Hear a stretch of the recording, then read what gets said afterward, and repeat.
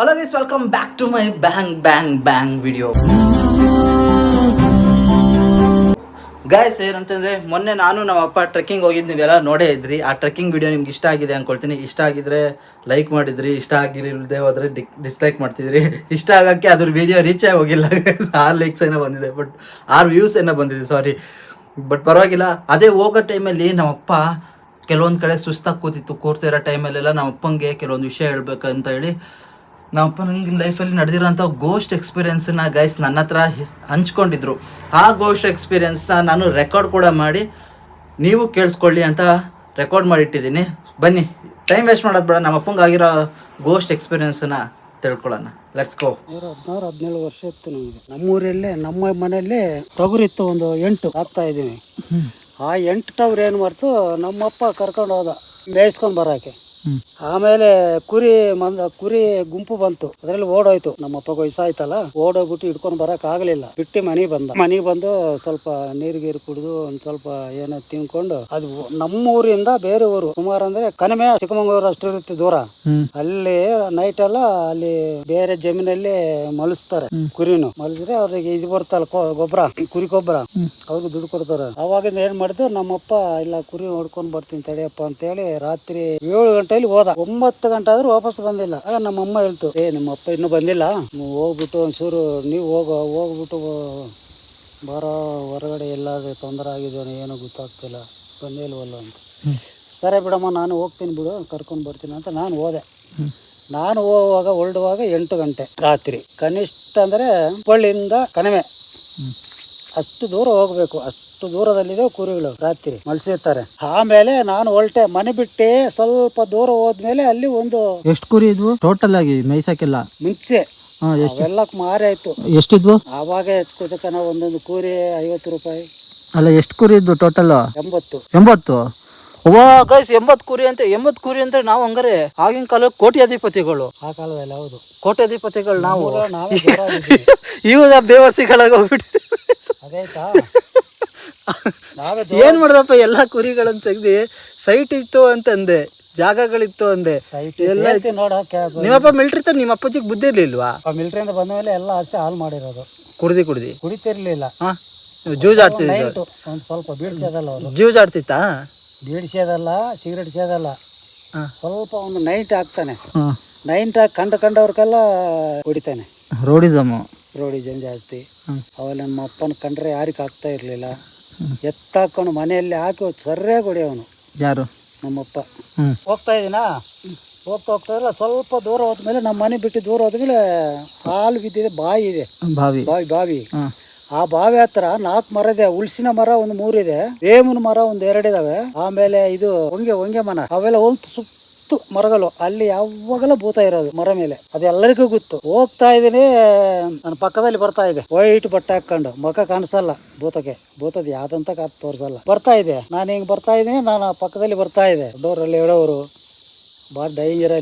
ಅಲ್ಲಿ ಖಂಡಿತ ತೊಂದರೆ ಕೊಡುತ್ತೆ ನಾವು. ಅದಕ್ಕೆ ನನಗೆ ಏನ್ ತೊಂದರೆ ಕೊಟ್ಟಿಲ್ಲ, ನಾನು ಹಿಂಗೆ ಬರ್ತಾ ಇದೀನಿ, ಹಿಂದ್ಗಡೆ ಬರ್ತಾ ಇದೆ. ನಾನು ಎದುರಿದ್ರೆ ನನಗೆ ಮುಗಿಸ್ಬಿಡೋದು ಅದು. ಆಮೇಲೆ ನಿಂತ್ಕೊಂಡು ನೋಡಿದೆ, ಬಾವಿ ಹತ್ರ ಬಂತು. ಬಾವಿ ಹತ್ರ ಬೈನೆ ಆ ಮರಗಳೇನದು ನೋಡಿ, ಈ ತರ ಮೇಲಿಂದ ಕೆಳಕ್ಕೆ ಬೀಳದಂಗಿದೆ. ಆ ತರ ಗಾಳಿ ಉಳ್ರಿಸ್ತಿದ್ದೆ ಅದು ಮರಗಳನ್ನು ಭೂತ. ಆಮೇಲೆ ಆ ತರ ಮಾಡಿ, ಆದರೂ ನಾನು ಎದುರಿಲ್ಲ, ಅಲ್ಲೇ ನಿಂತಿದ್ದೆ. ಆಮೇಲೆ ಹೋಗಿ ಬಾವಿ ಇದೆಯಲ್ಲ, ಬಾವಿದ ದಲಾರ ಅಂತ ಬಿತ್ತು. ಬಾವಿ ಒಳಗಡೆ ಸೌಂಡ್ ಬಂತು. ಅದಕ್ಕೆ ಲಾಸ್ಟ್ ಅದು, ಮುಂದಕ್ಕೆ ಬಂದಿಲ್ಲ. ನನ್ನ ಜೊತೆಲಿ ಹೋದೆ ಕುರಿ ಹೊಡ್ಕೊಂಡ್ ಬರ್ತಾ ಇದ್ದೆ. ನಮ್ಮಪ್ಪ ರಾತ್ರಿ ಎಷ್ಟಾಯ್ತು, 9:30 ಆಯ್ತು ವಾಪಸ್ ಬರುವಾಗ ಹುಡ್ಕೊಂಡು ಕುರಿ. ಆಮೇಲೆ ನಮ್ಮ ಅಪ್ಪ ನಮ್ಮ ಮನೆಗೆ ಬಂದಾಯ್ತು ಹುಡ್ಕೊಂಡು. ಬಂದ್ಮೇಲೆ ಇನ್ನೇನಾಯ್ತು, ಅವತ್ತು ಮಲಗಿದೀವಿ. ಅವತ್ತು ಮಲಗಾದ್ಮೇಲೆ ಏನಾಯ್ತು, ಆರಾಮಾಗನೇ ಇತ್ತು. ಬೆಲೆ ಕರಿತು. ಆಮೇಲೆ ಅವತ್ತು ಗುಡ್ಡಕ್ಕೆ ಹೋಯ್ತು, ಹುಲ್ಲೆಲ್ಲ ತಂದು ಆ ಸೋಲ್ಗೆ ಎತ್ತುಕಲ್ಗೆಲ್ಲ ಹಾಕಿ, ಸಂಜೆ ಒಂದು 10 ಕಿಲೋ ಹಾಕ್ತೀವಿ. ಏನೆಲ್ಲ ಹುಳು ತಂದಾದ್ಮೇಲೆ ನಮಗೆ ಕೆಲಸ ಕೊಡಲ್ಲ. ಮನೆಯಲ್ಲಿ ಬಾವಿ ಇರ್ತಾವಲ್ಲ, ಬಾವಿಗಳು ಎಲ್ಲ ಹುಡುಗರೆಲ್ಲ ಹೋಗಿ ಈಜಾಡೋದು. ಆಮೇಲೆ ಸಂಜೆ ಕಬಡ್ಡಿ ಆಡೋದು ರಾತ್ರಿ 9 ಗಂಟೆ ತನಕ.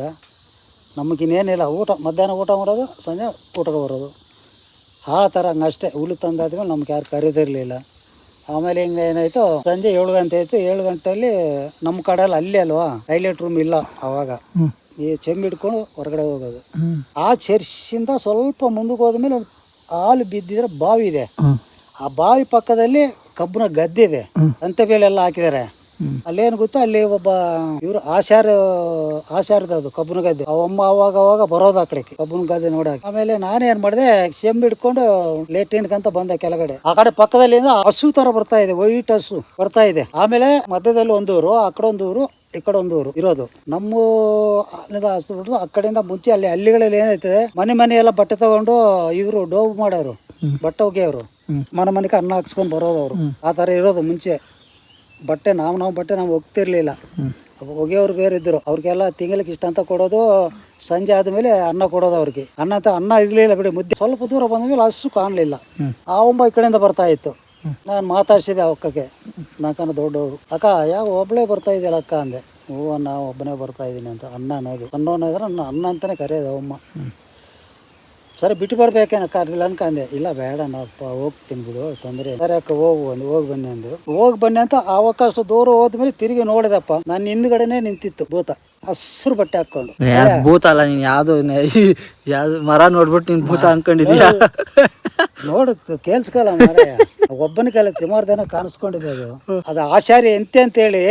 ನಾನು ಅಕ್ಕ ಅಂತ ಹೋಗ್ತಾ ಇದ್ದೀನಿ. ಅಮ್ಮ ಹೋಗ್ತಾ ಇದೆ ಆ ಕಡೆ ಮುಂದಕ್ಕೆ. ಯಾಕಕ್ಕ ನೀವು ಹೋಗ್ತಾ ಇದ್ರ, ನಿಂತ್ಕೊಳಕ್ಕ ಅಂತ ಇದ್ದೀನಿ. ನಿಲ್ತಾ ಇಲ್ಲ, ಮುಖ ಕಾಣಿಸಲ್ಲ. ಹಸಿರು ಬಟ್ಟೆ, ವೈಟ್ ಸೀರೆ, ವೈಟ್ ಬಟ್ಟೆ ಹಾಕೊಡೋದವ್ರು. ಅಕ್ಕ ಅಂತ ಹೋಗ್ತಾ ಇದ್ದೆ ನಾನು ಶೆಂಬಿಲಿಟ್ಟಿ. ಈಗ ಅಷ್ಟೇ ಕಾಣಿಸಿ ಮಾತಾಡ್ಸ್ತಾ ಅಂದೆ. ಮಾತಾಡ್ಸಿರ ಅವ್ರು ಪಾಪಕನ, ಅವ್ರ ಮನುಷ್ಯ ಮಾತಾಡ್ಸಿರೋದು. ನಾನು ಬೇರೆಯವ್ರಿಗೆ ಹೋಗಿ ಅನ್ನ ಹಾಕ್ಸ್ಕೊಂಡು ಬರೋದು. ಅವ್ರು ಬಟ್ಟೆ ಹೋಗಿತಾರಲ್ಲ ಡೋಬ್ನವ್ರು. ಸಂಜೆ ಅದು ಬಟ್ಟೆ ಆಗಲೆಲ್ಲ ಬಟ್ಟೆ ಹೋಗಿದ್ದು, ಬಟ್ಟೆ ಕೊಟ್ಟು ಬರುವಾಗ ಅನ್ನ ಹಾಕ್ಸ್ಕೊಂಡು ಅನ್ನ ಕೊಡ್ತಾರೆ, ತಗೊಂಡ್ ಬರೋರು. ಅಕ್ಕ ಅಂತೇಳಿ ಮಾತಾಡ್ಸ್ತಾ ಅಂದಲ್ಲಪ್ಪ ಅವ್ರ ಮನುಷ್ಯ. ಆಮೇಲೆ ಇದು ಭೂತ. ಆಮೇಲೆ ಅವ್ರು ಆ ಕಡೆ ಹೋದ್ಮೇಲೆನೆ ಇಲ್ಲಿ ನಾನು ಹಿಂದುಗಡೆನೆ ನಿಂತಿತ್ತು, ಹಸಿರು ಬಟ್ಟೆ ಹಾಕೊಂಡು. ನಾನು ಆಶಾರಿ ಎಂತೆ ಅಂತೇಳಿ ಅಕ್ಕ ಅಂತ ಹೋಗ್ತಾ ಇದ್ದೀನಿ. ನಾನು ಹೋಗ್ತಾ ಇದ್ದೀನಿ, ಅದು ಹೋಗ್ತಾ ಇದೆ. ಹೋಗಿ ಅಲ್ಲಿ ಕಬ್ಬನ ಗದ್ದೆ ಇದೆಯಲ್ಲ, ಕಬ್ಬನ ಗದ್ದೆಯಲ್ಲಿ ಇಳಿತು. ಹಿಂಗೆ ಹತ್ತಿ ಇಳಿದು ಬಿಟ್ಟು ಸುಮಾರು ಅಂದ್ರೆ ಒಂದು ಇದಿರುತ್ತಲ್ಲ, ತೆಂಗಿನ ಮರ ಹೈಟು, ತೆಂಗಿನ ಮರ ಅಡಿಕೆ ಮರ ಇರುತ್ತಲ್ಲ, ಅಷ್ಟು ಹೈಟು ನಿಂತಿದೆ. ಆವಾಗ ನಾನು ಎದುರಿ ಮೈಯೆಲ್ಲ ಕೂಲೆಲ್ಲ ಹಂಗೆ ನಿಂತ್ಕೊಂಡು ಬಿಡ್ತು. ಕೆಮ್ಮು ಅಲ್ಲೇ ಬಿಟ್ಟು ಸೀದಾ ಮನೆಗೆ ಹೋದೆ. ಓಡೋಗಿದೆ, ಎದುರು ಬಿಟ್ಟೆ. ಅಲ್ಲಿ ತನಕ ಎದುರ್ಲಿಲ್ಲ ನಾನು. ಎದುರು ಬಿಟ್ಟು ಬೆನ್ನು ಕೊಟ್ಟಿಲ್ಲ, ಹಿಂದಿಗೆ ಬೆನ್ನು ಕೊಡದೆ ಹೊಡಿತಾ ಇದೆ ನನಗೆ. ಸೇರ್ಕೊಂಡು ಬಿಡುತ್ತೆ ನಮ್ಮ ಮೈ ಒಳಗಡೆ. ಹಿಂದಿಗೆ ಬಂದೆ ಹಿಂದಿಗೆ ಬಂದು ಮನೆ ಹತ್ರ ಬಂದೆ, ಚರ್ಚಿ ಹತ್ರ ಬಂದೆ.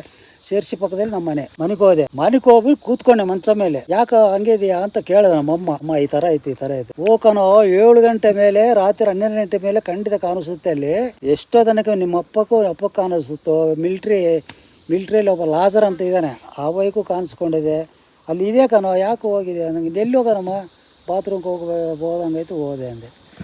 ಚೆಂಬೆ ಎಲ್ಲಿ ಅಂದೆ. ಚೆಂಬ ಅಲ್ಲೇ ಬಿಟ್ಟು ಬಂದೆ, ಓಡಿ ಬಂದೆ ಅಂದೆ. ಕೂತ್ಕೊಂಡ್ರೆ ನಾನು ಎದುರ್ಕೊಂಡ್ರೆ ನಮ್ಮ ಮೈ ಒಲು ಸೇರ್ಕೊಂಡು ಬಿಡುತ್ತೆ ಅಂತೇಳಿ ನಾನೇನು ಮಾಡಿದೆ, ಮತ್ತೆ ಹೋದೆ. ಶೆಮು ತಗೊಂಡೆ, ಆರಾಮಾಗಿ ಮನೆಗೆ ಬಂದೆ. ಮನೆಗೆ ಬಂದ ಮೇಲೆ ಊಟ ಗೀಟ ಮಾಡಿ ಮಲ್ಕೊಂಡೆ. ನಮ್ದು ಶಿಕಾರಿ ನಾಯಿ ಇದೆ, ಒಂದೊಂದು ಗುಂಪು ಇರ್ತಾವೆ ನಮ್ಮ ಊರಲ್ಲಿ. ಆ ನಾಯಿ ಏನು ಮಾಡ್ತು, ಅವತ್ತು ಊಟ ಮಾಡಿ ಮಲ್ಕೊಂಡೆ. ರಾತ್ರಿ 2 ಗಂಟೆಯಲ್ಲಿ ಆರುದು ಮಂಚ ಮೇಲೆ ಮಲಗಾಕಿ ಬೆಚ್ಚ ಬಿದ್ದೆ.